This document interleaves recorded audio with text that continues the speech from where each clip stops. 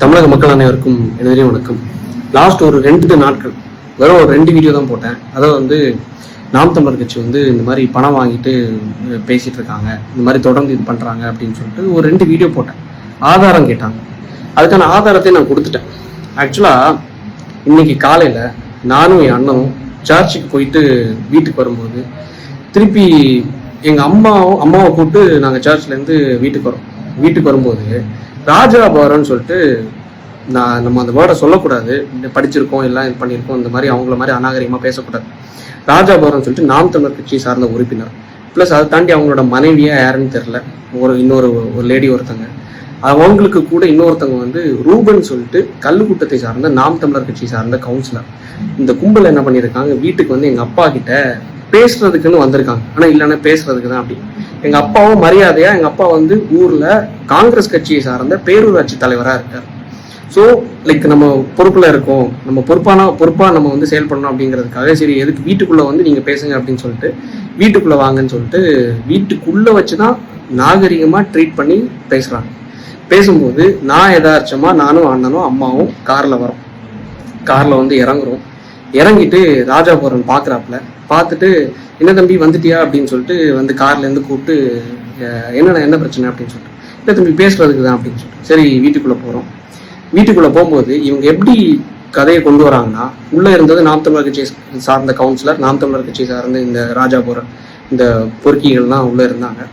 இவங்க எப்படி இது பண்றாங்கன்னா, ஆக்சுவலா நீங்க நேற்றுக்கு என்னோட அந்த நாம் தமிழர் கட்சி சார்ந்த அந்த ப்ரூஃப் வீடியோல என்னோட லேகியத்தை பற்றியும் பேசியிருக்கீங்க. லேகியத்துக்கு நான் FSSAI லைசன்ஸ்லாம் வச்சிருக்கேன். சார் நான் லைசன்ஸ் கேட்டேன், லைசன்ஸ் இல்லைங்கிறத நான் ப்ரூஃப் பண்றதுக்காக என்னோட ஃபோனை எடுக்கிறேன், மொபைல் எடுத்து இங்கே பாருங்க நான் ப்ரூஃப் பண்றேன், உங்களுக்கு லைசன்ஸ் கிடையாது, ஒரு ஃபுட் ப்ராடக்டை நீங்க இந்த மாதிரி விற்கக்கூடாது அப்படின்னு சொல்லிட்டு FSSAI லைசன்ஸ் இல்லாமல் விற்கக்கூடாதுன்னு சொல்றேன்.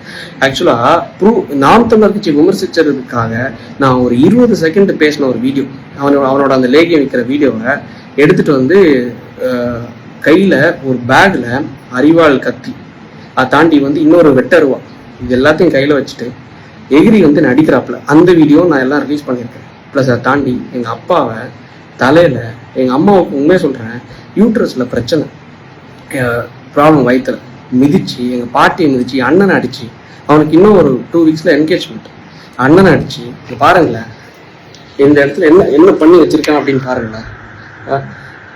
இது பண்ணி கடைசியில் என்ன பண்ணியிருக்கான், வெளியே உன்னை சும்மா விட மாட்டோம்ல, அதான் அவனோட ஊர் பாஷையில பேசுறான் அந்த பொறுக்கிப்பேன், உன்னோட நீ சாவுன்னா அதுக்கு நான் தான் காரணம்னு சொல்லிட்டு வெட்டருவை வச்சு மிரட்டி பேசி ஊருக்காரங்க வந்தனால கடைசி அடிச்சு உட்கார வச்சு ஜட்டியோட உட்கார வச்சாங்க. நம்மளோட நாகரிகம் அது கிடையாது.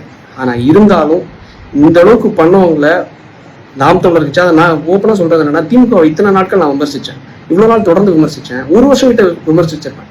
ஆனா ஒரு தடவை கூட என் வீட்டுக்கு ஆள் அனுப்பியோ என் வீட்டை வெட்டுறதுக்கோ கொல்றதுக்கோ வந்தது கிடையாது. திமுக சார்ந்தெல்லாம் நான் பேசல, ஆனா இருந்தாலும் இது வரைக்கும் நான் அஃபெக்ட் ஆனது கிடையாது.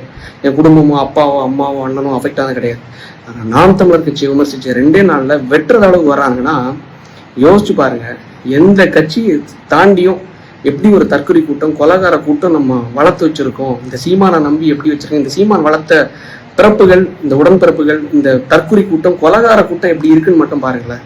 நாம் தமிழர் டிஎம்கே வாச்சும் ஐடிவிங்கில் தான் விளையாடுவாங்க. ஆனா இந்த நாம் தமிழர் கட்சி, அதுக்கு முன்னாடி தான் இந்த சுனந்தாங்கிறவங்க நாம் தமிழர் கட்சியோட ஐடிவிங் செக்ரட்டரி, மாநில செக்ரட்டரி, எனக்கு காலில் மெசேஜ் பண்றாங்க, you will face the consequences அப்படின்னு சொல்லிட்டு. நான் அந்த கான்சிக்வன்சஸ் இதுன்னு தெரில, ஆனா வீட்டுக்கு வெட்டி கொள்ற அளவுக்கு இவனுங்க வராங்கிற கான்சிக்வன்சஸ் நான் எதிர்பார்க்கல. சரி ஓகே பரவாயில்ல, கடைசியில் ஜட்டியோட உட்கார வச்சாங்க மக்கள், இது பண்ணி போலீஸ் கம்ப்ளைண்ட் கொடுத்துருக்கோம், அம்மா ஹாஸ்பிட்டல் அட்மிட் ஆயிருக்காங்க. என்ன பண்றது, மக்களுக்காக பேசினா வீட்டில் அப்பா அம்மா யாருக்கும் நிம்மதி இல்லை, எதுவும் இல்லை. ஒரு அட்வொகேட்டா இருந்து நம்மளை இது பண்ணியிருக்காங்க, வீட்டுக்கு கொள்ள வந்திருக்காங்கன்னா, ஊர் மக்கள் வந்தனால, என்னோட சொந்தக்காரங்க வந்தனால தப்பிச்சோம். இல்லைன்னு வைங்களேன், இன்னைக்கு நான் உயிரோட இருந்திருக்க மாட்டேன். ஏதோ கடவுளோட புண்ணியத்துல, உங்களோட புண்ணியத்துல இன்னைக்கு இருந்து பேசுறேன். முடிஞ்ச அளவு இந்த வீடியோவை ஷேர் பண்ணுங்க. முடிஞ்ச அளவு இந்த தற்கொலை நாம் தமிழர் கொலகார கூட்டத்தை எந்த அளவுக்கு மக்கள் நீங்க நம்பி போய் போடுறீங்க, இல்லை நம்பாதீங்க இந்த மாதிரிப்பட்ட ஏமாளிகள்.